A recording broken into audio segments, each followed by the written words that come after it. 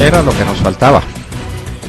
Con el pomposo nombre de Centro Nacional de Memoria Histórica, un grupo de comunistas o comunistoides de la Universidad Nacional, extrañamente contratado por el vicepresidente Francisco Santos Calderón cuando lo fue, dizque para hacer una memoria final de la violencia y para presentarla objetivamente como el horror que hemos vivido los colombianos y para buscar diagnósticos y soluciones, resolvió escribir la historia como le da la gana, es decir, desde la perspectiva comunista.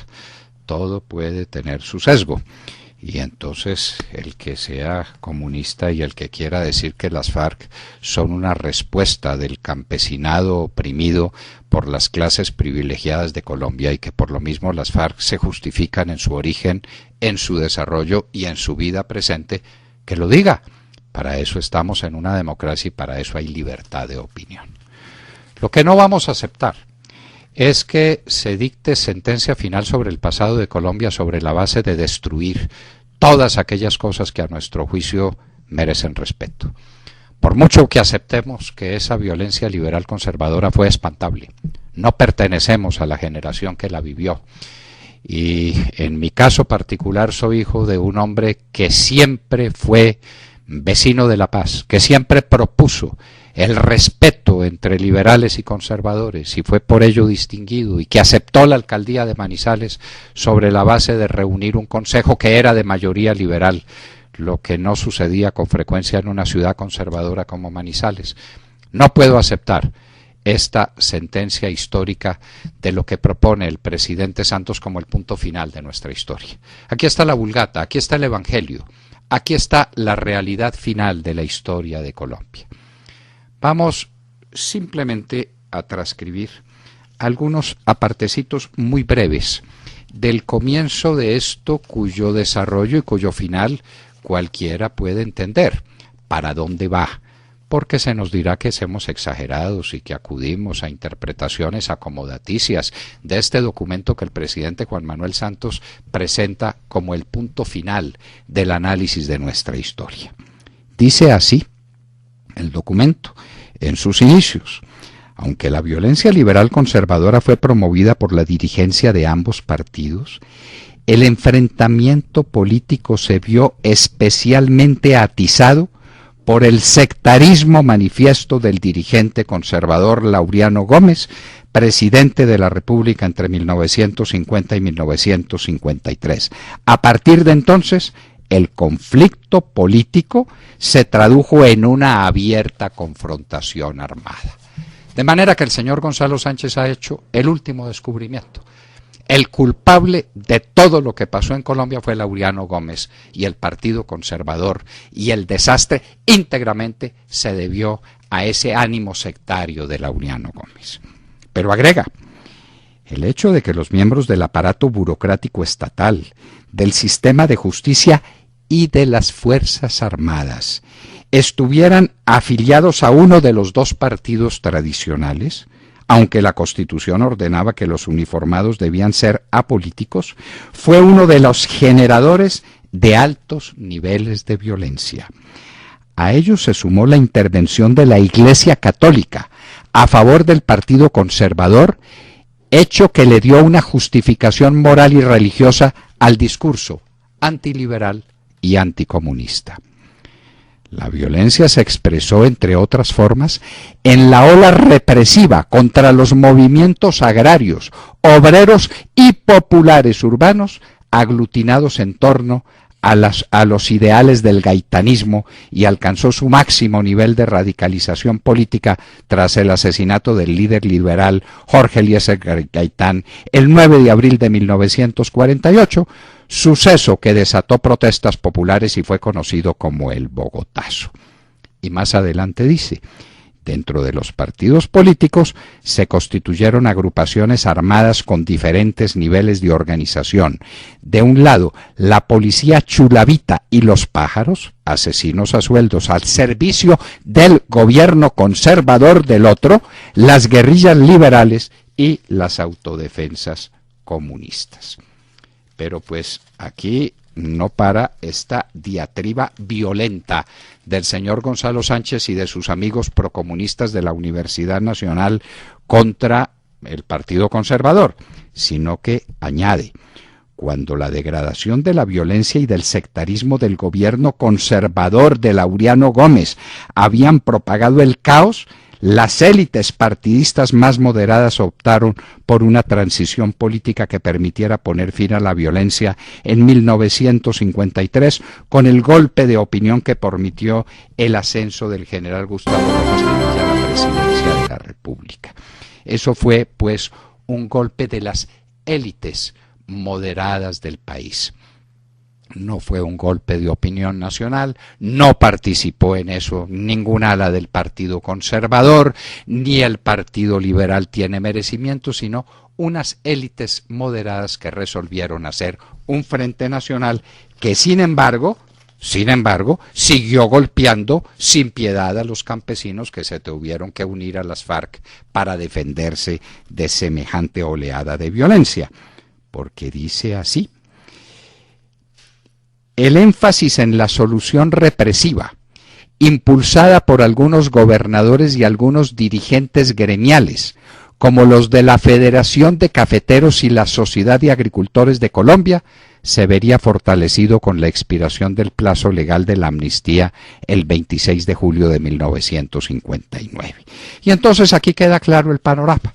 La violencia en Colombia fue promovida por el Partido Conservador y por ese monstruo que fue Laureano Gómez, con la unión del Ejército de Colombia, claro está, que es una pandilla de asesinos, con la Iglesia Católica, que es una iglesia recalcitrante que no ha promovido en Colombia sino el odio sectario y la violencia contra los campesinos colombianos, y por los gremios que, como la Federación de Cafeteros y la SAC, se dedicaron a estudiar la manera de matar campesinos para quedarse con el país. Esa pues es una visión de la historia, y digo que como visión estoy dispuesto a discutirla, aunque es un tema que creíamos superado por el Frente Nacional, que merece respeto.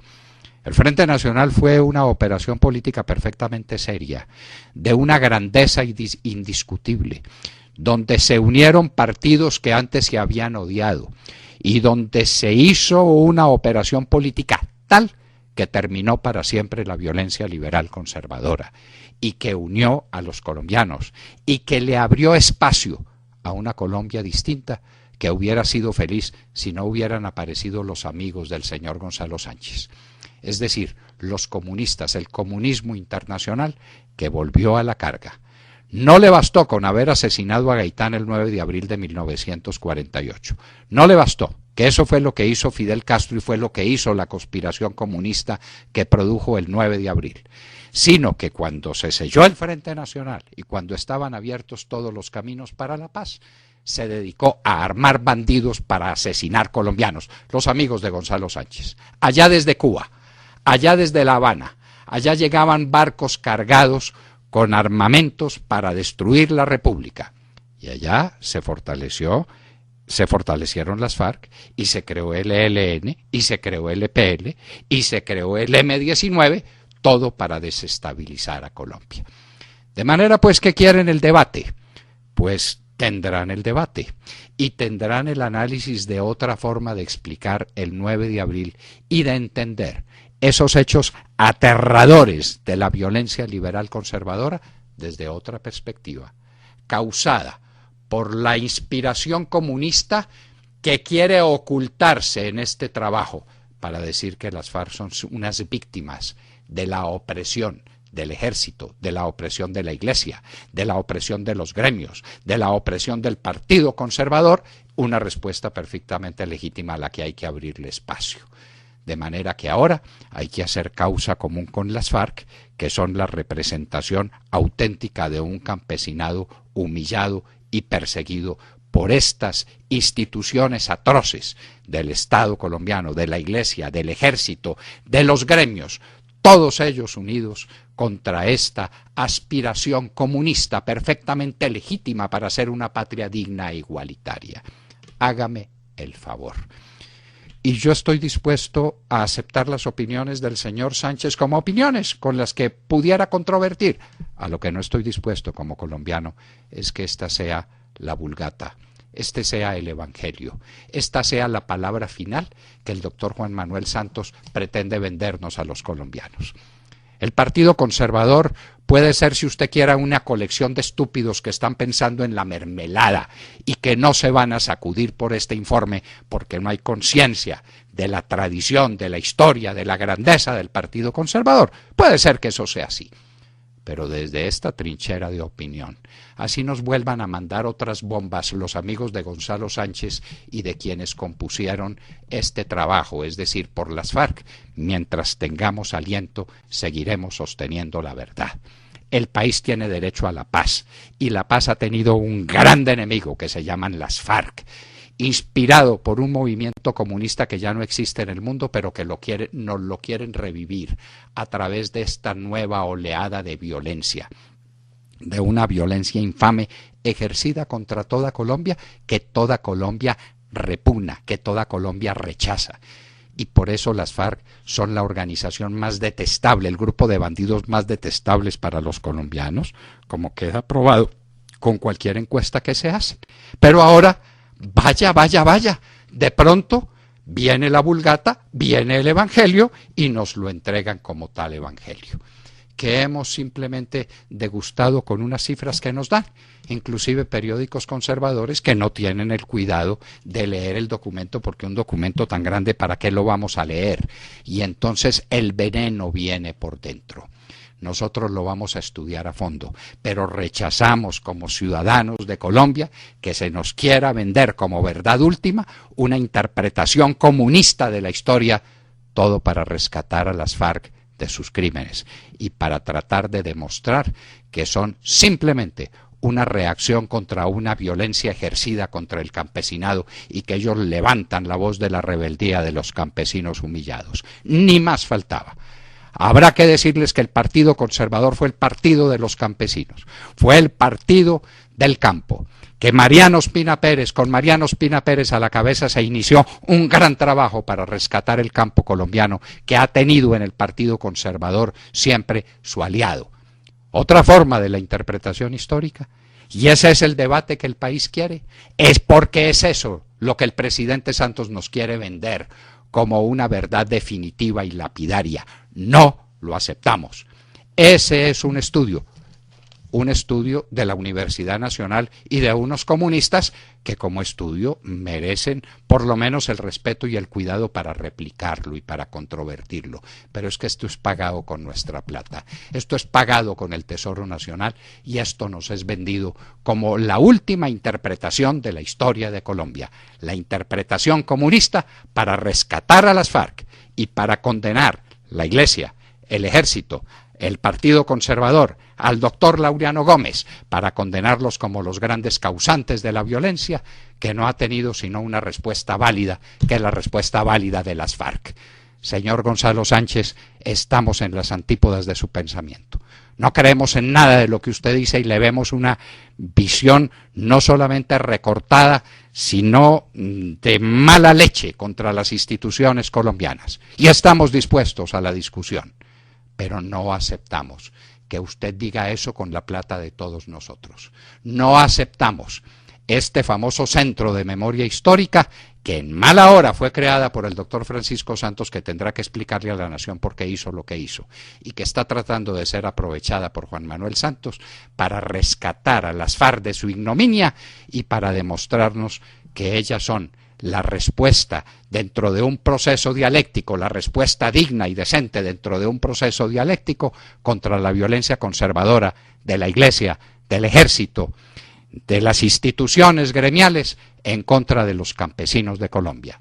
Esa interpretación de la historia no la aceptamos y la rechazamos. Así el Partido Conservador, que debiera ser el que levantara esta bandera, esté embadurnado en mermelada y sea incapaz de una respuesta.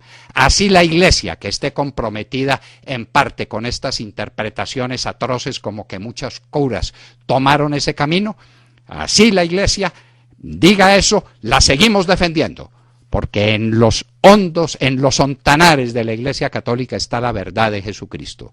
Así los gremios callen, porque pues hay que ver en qué manos están la Federación de Cafeteros y la SAC. Seguiremos defendiendo el recuerdo de lo que ha sido la violencia de las FARC en contra de los campesinos colombianos. La verdad es una y estamos dispuestos a defenderla. Si el presidente Santos quiere abrir ese debate, como al parecer lo ha querido abrir, estamos listos, señor presidente.